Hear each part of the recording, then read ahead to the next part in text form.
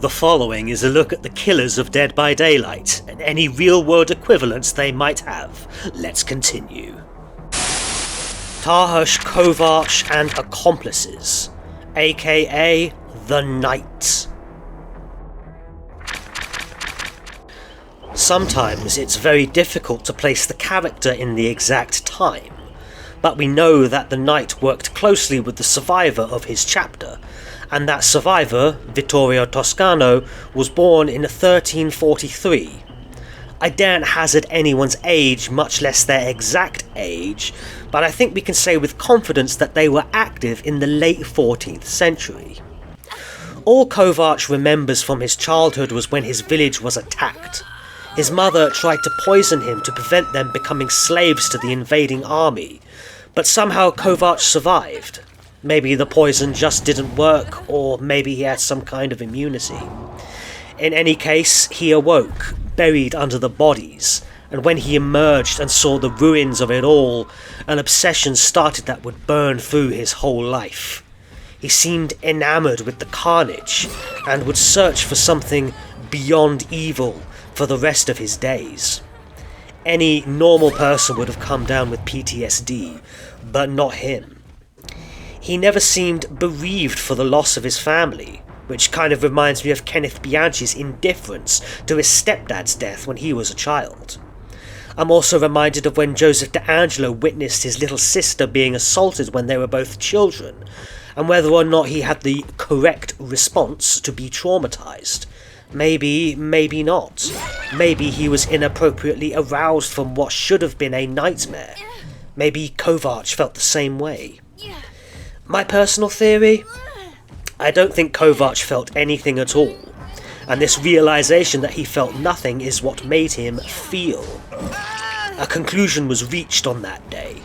Innate psychopathy, congenital psychopathy, call it what you will, but it reflects an absolute lack of emotions in spite of any trauma. But like with other killers we've looked at, we can't judge a man from a bygone era. I'm pretty sure they didn't have a word for psychopathy, and the past was harsh and brutal. Kovarch's sorrow is still only just beginning, though. He was sold as a child slave.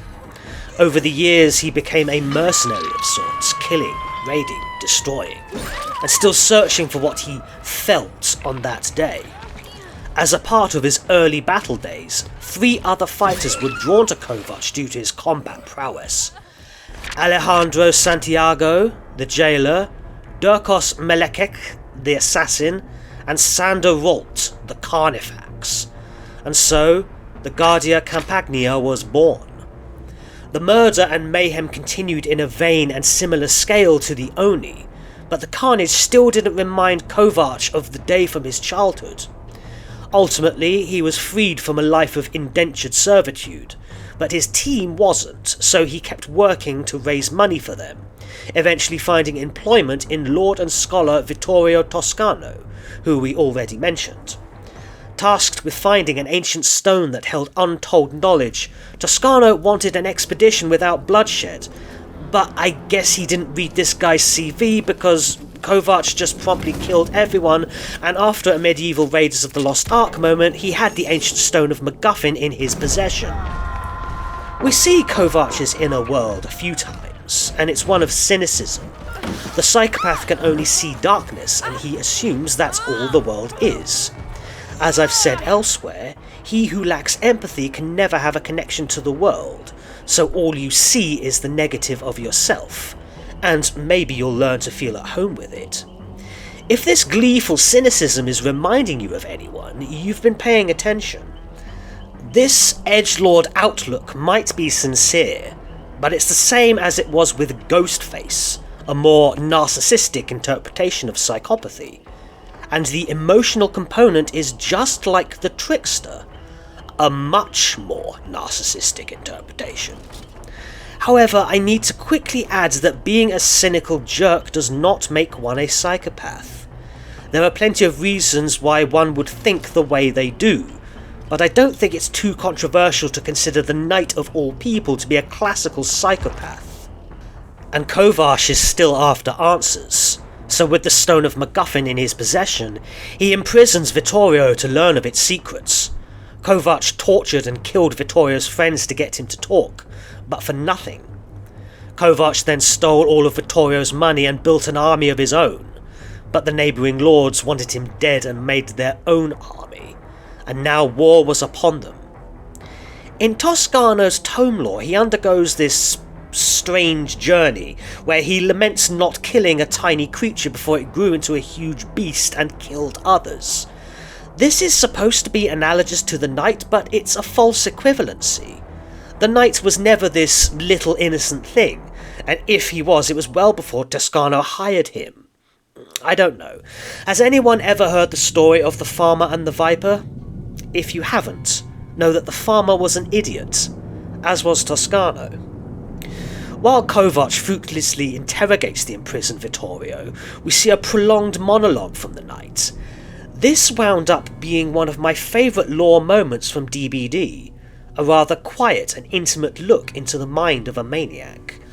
I don't know how to interpret it though. On the one hand, Kovac's madness is cloaked in pseudo-chivalry and misplaced notions of honour, but there's also an honesty to his worldview and some legitimacy to calling the lords that attack him hypocrites and liars. There's a lack of pretense to contrast with the Oni, who was all about pretense. At least that's my interpretation. There was a rather chilling moment, bordering on a soliloquy, where Kovac reflects on one raid where a mother poisoned her entire family rather than let them be captured. He admired her for this, and of course this is almost what happened to him as a child. He was in awe of her love and bravery, and it's implied he feels that she was better than him. Something happened in that little moment, but I can't quite put my finger on it. After snapping back to reality, a very bloody battle has broken out, and of course Kovac and his team have to be in the thick of it. After yet more butchering, the entity stepped in and recruited the knight and his accomplices, and upon arrival in the entity's realm, Kovac realised he'd found his paradise. He's not the first killer to react to a nightmare world with a mix of pride and glee. Remember the Trickster? He was also weirdly charmed by this hell, and I reasoned it was because his environment was ego-syntonic with him. The knight apparently feels the same way. He's found a realm where the external environment matches his bleak inner world. Such is the tragedy of Dark Triad personalities. I've not been able to liken Tarhash Kovac to any serial killer for my project. Again, several hundred years of distance makes him very different to anything I've talked about.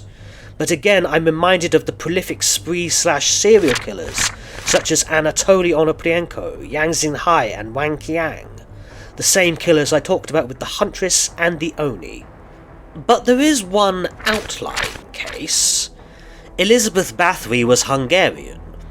That's hardly a strong connection, and she was born in 1560, well over 200 years after the events of Forged in Fog. But one book I read on her dynasty mentioned that her husband was a knight, and yes, this connection is also weak, but maybe something was an inspiration here? A quick wiki search tells me that Ferenc Nadasi was predominantly a count and nobleman, and yet there are many tales of his soldiering in the military, particularly against the Ottomans. No, surely not. Anyway, he was known to be very brave and cruel, much like our own Tarhosh. Nadasi died in 1604 from an unknown illness and had the title the Black Knight of Hungary. He also took his wife's surname, which I didn't think was done back then. Apparently Bathory had more street cred than Nadasi. Well, that's certainly true now. However, Elizabeth's crimes only came to light by sheer fluke a few years after his death.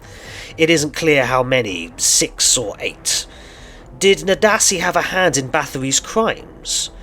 The wider case plays upon the idea that an excess of leisure of the 20th and 21st centuries is what drives contemporary serial murder, and this leisure is something the ruling classes have always had access to, even in the 14th or 16th century.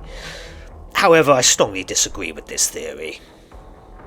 Knight and Oni are the only two characters with bloodshed so extensive I've classified them as populicidal serial killers. The Knight was somewhat more institutional as a slave/soldier rather than a raving vigilante, but a murderer is still a murderer, and he is definitely one of the worst.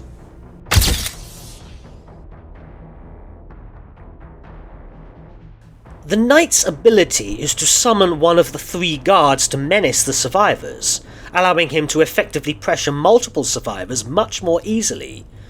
I always felt this was a bit of a mismatch for the Knight, and that such a power would be better suited to the Legion, but I suppose the AI just wasn't there for it back then.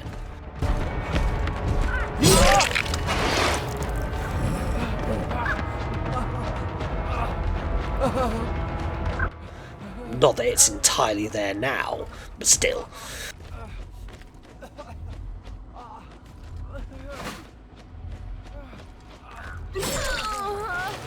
I had stopped playing before the release of Project W, and it was my mistake to do so. Wesker, aka the Mastermind, is one of the most fun to go against and play as in the game. The Knight didn't bring me back either, as possibly my longest break from DBD continued. I found the Knight's design uninspired, and why doesn't he tuck his hair in? How long must his hair be? It probably gets caught in the metal. That would sting! And as I stated before, I don't think his power suits him, and would be better fit for some kind of sorcerer or evil Pokemon trainer.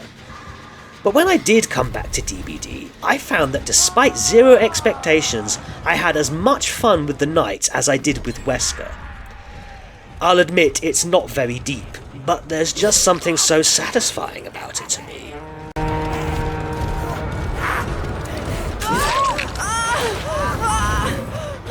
Also double taps. Double taps are great.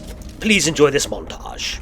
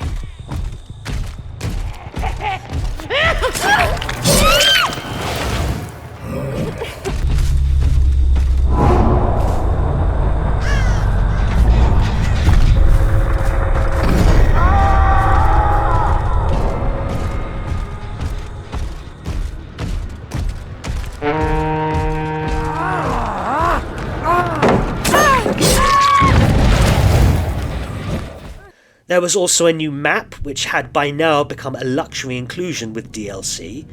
Yes, the map wasn't very well designed, but they eventually sorted that. Eventually. As well as the god-awful RCPD maps, which are now slightly less awful. So clearly the game was going from strength to strength. I sure hope they keep up this momentum with the next killer.